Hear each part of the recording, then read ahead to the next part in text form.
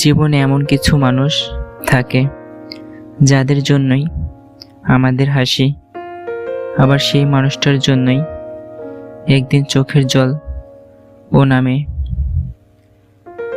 আজকের গল্পটা ঠিক তেমনই এক ভালোবাসার, এক ভাঙনের।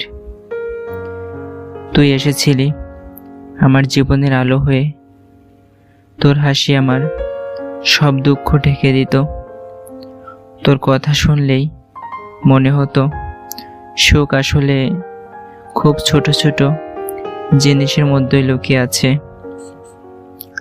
আমি ভাবতাম আমার পৃথিবীর সব আনন্দ তুই, কিন্তু ধীরে ধীরে বুঝলাম একই মানুষ কষ্টেরও কারণ হতে পারে।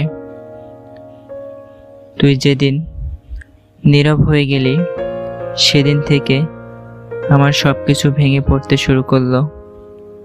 আমি খুঁজে বেড়ালাম আগের সেই হাসি, আগের সেই ভালোবাসা, কিন্তু পেলাম না।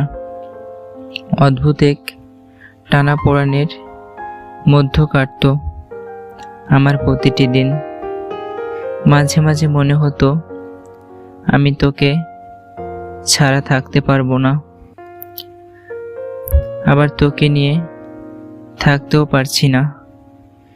সুখের সাথে যখন কষ্ট বাধা থাকে, তখন বোঝা যায় কোনো মানুষকে ভালোবাসা কতটা কঠিন।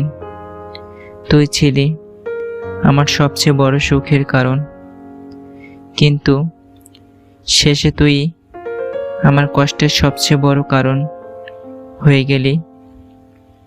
আজও আমি হাসি যখন তোকে মনে পড়ে, আবার চোখের জলও নামে তোর স্মৃতির জন্য। তোমাদের কি কখনো এমন হয়েছে একই মানুষ তোমাদের জীবনে সুখও দিয়েছে, আবার কষ্টের কারণও হয়েছে? মন্তব্য জানাবে কমেন্টে।